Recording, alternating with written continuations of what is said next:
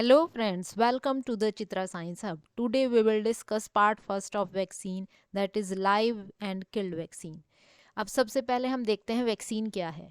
Vaccine एक ऐसी preparation है जिसमें हम किल्ड या एटीन्यूएटेड माइक्रो ऑर्गेनिज्म को लेते हैं या उसका कोई भी ऐसा पोर्शन जो एंटीजेनिक हो और एक होस्ट के अंदर इंड्यूस करते हैं, एक होस्ट के अंदर इंजेक्ट करते हैं जिससे कि उसके अंदर इम्यूनिटी जो है इवोक हो जाए और वो डिजीज़ से बच जाए।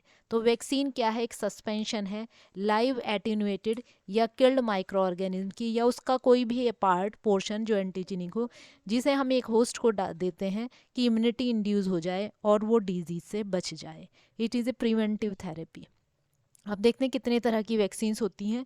होल माइक्रो ऑर्गेनिज्म वैक्सीन, इसमें दो पार्ट आते हैं, लाइव और किल्ड वैक्सीन।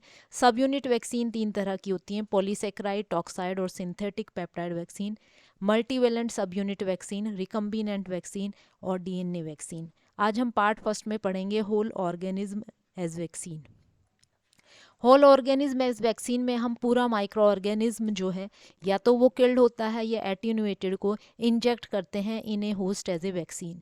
ये वैक्सीन्स दो तरह की होती हैं, लाइव एटीन्यूएटेड वैक्सीन और इनएक्टिवेटेड और किल्ड वैक्सीन। अब देखते हैं लाइव वैक्सीन क्या है।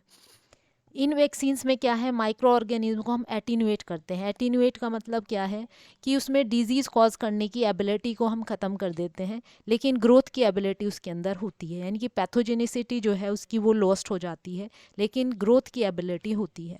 तो इन वैक्सीन्स में हम माइक्रो ऑर्गेनिज्म को एटीन्यूएट करते हैं so that they lose their pathogenicity but have the capacity for transient growth. जिस भी हम होस्ट में उसे डालेंगे वहाँ वो ग्रो करेगा लेकिन डिजीज़ कॉज नहीं करेगा। अब एटीन्यूएशन हम कैसे अचीव करते हैं? हम जो भी पैथोजेनिक माइक्रो ऑर्गेनिज्म है, चाहे बैक्टीरिया है, वायरस है, बहुत लंबे टाइम तक उसे एबनॉर्मल कंडीशंस में ग्रो करते हैं और जब वो इन एबनॉर्मल कंडीशंस को सूट कर जाता है, यानी कि इनके अकॉर्डिंग ग्रो करने लगता है, तब हम उसे होस्ट के अंदर इनोकुलेट करते हैं। होस्ट के अंदर आने के बाद उसे जो कंडीशंस हैं वो चेंज मिलती हैं, तो यहाँ पर वो डिजीज़ कॉज करने की एबिलिटी नहीं रखता और जो है आपका ग्रो करता है, लेकिन वो धीरे धीरे स्लोली ग्रो करता है। तो एटीन्यूएशन में हम क्या करते हैं, लंबे टाइम तक और पैथोजन को एबनॉर्मल कंडीशंस में ग्रो करते हैं, ऐसी कंडीशंस में जिनमें वो ग्रो नहीं करता, और उसके बाद जब वो उन कंडीशंस को अडेप्ट कर जाता है तो तब हम उसे होस्ट के अंदर इंजेक्ट कर देते हैं। एग्जाम्पल देखते हैं इसमें, माइकोबैक्टीरियम बोविस की हमने एटीन्यूएटेड स्ट्रेन किस तरह बनाई। ये तीन साइंटिस्ट थे जिन्होंने बनाई थी, उन्हीं के नाम पे इस वैक्सीन का नाम है बीसीजी, बैसिलस काल्मेटी गुएरिन। ये साइंटिस्ट थे। ये वैक्सीन इन्होंने किस तरह बनाई थी, इन्होंने माइकोबैक्टीरियम बोविस जो बैक्टीरिया है उसे एक मीडियम पे ग्रो कराया था और इस मीडियम में जो है बाइल की कंसंट्रेशन बहुत ज़्यादा ली थी। तो 13 साल के बाद ये जो स्ट्रेन है ये अडेप्ट कर गई इस मीडियम में। जब इस मीडियम में वो अडेप्ट कर गई तब हमने उसे होस्ट के अंदर डाला, क्योंकि तब वो सफिशेंटली एटीन्यूएट हो गई थी कि वो डिजीज़ कॉज नहीं कर सकती थी और तब ये सूटेबल थी एज ए वैक्सीन।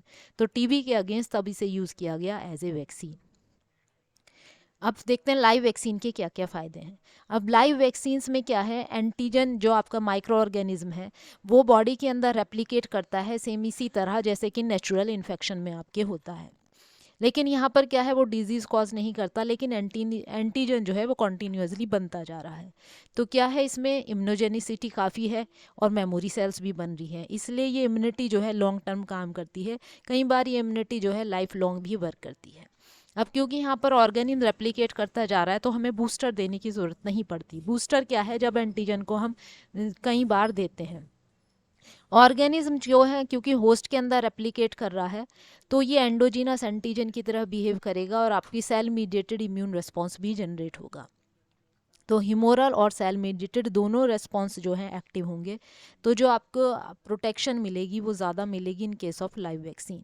अब लाइव वैक्सीन के नुकसान क्या हैं, क्या क्या डिसएडवांटेजेस हैं इसमें, क्योंकि लाइव माइक्रो ऑर्गेनिज्म है तो वो वायरुलेंट फॉर्म में रिवर्ट हो सकता है। तो पॉसिबिलिटी है कि वो वायरुलेंट फॉर्म में रिवर्ट हो जाए तो डिजीज़ कॉज कर सकता है।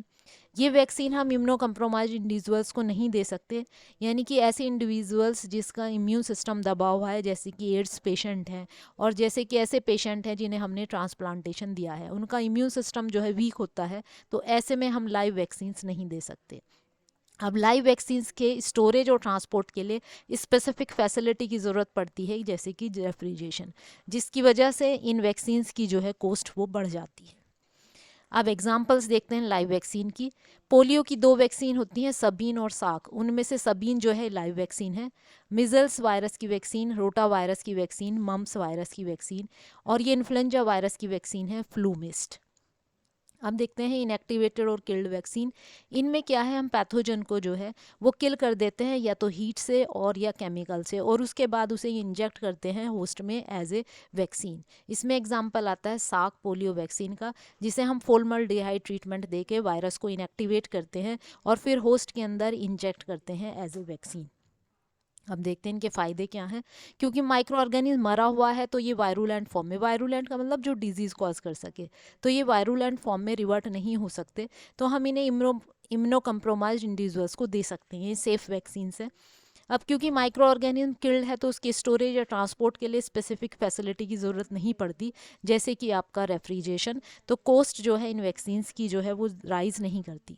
अब डिसएडवांटेज भी होंगे, क्योंकि माइक्रो ऑर्गेनिज्म मरा हुआ है, एक ही बार हमने एंटीजन दिया है, तो अगर हमें ज़्यादा हमारा जो इम्यून सिस्टम है वो एक बार ही कांटेक्ट में आएगा एंटीजन के, तो इम्यून रिस्पॉन्स जो जनरेट होगा वो वीक होगा कंपेयर टू लाइव वैक्सीन्स। यहाँ पर क्योंकि किल्ड माइक्रो ऑर्गेनिज्म है वो रेप्लिकेट तो नहीं कर रहा, तो हमें बूस्टर डोजेस की यहाँ ज़रूरत पड़ती है अगर हमें लॉन्ग लास्टिंग इम्यूनिटी देनी है। किल्ड वैक्सीन्स जो है वो मेनली ह्यूमोरल रिस्पॉन्स जो है वो इफेक्टिवली जनरेट करती है और लेस इफेक्टिव होती है इन इंड्यूसिंग ए सेल मेडिएटेड इम्यून रिस्पॉन्स, यानी कि एंटीबॉडी रिस्पॉन्स इसमें अच्छा जनरेट होता है, लेकिन टीसी जो सेल्स हैं वो आपकी अच्छी एक्टिव नहीं होती। This is all. अब देखते हैं example of killed vaccine. Hepatitis A virus की वायरस वैक्सीन, रेबीज़ की वैक्सीन और कोलेरा वैक्सीन। विब्रियो कोलेरा ये बैक्टीरियल वैक्सीन है। This is all about whole organism as vaccine. Thank you.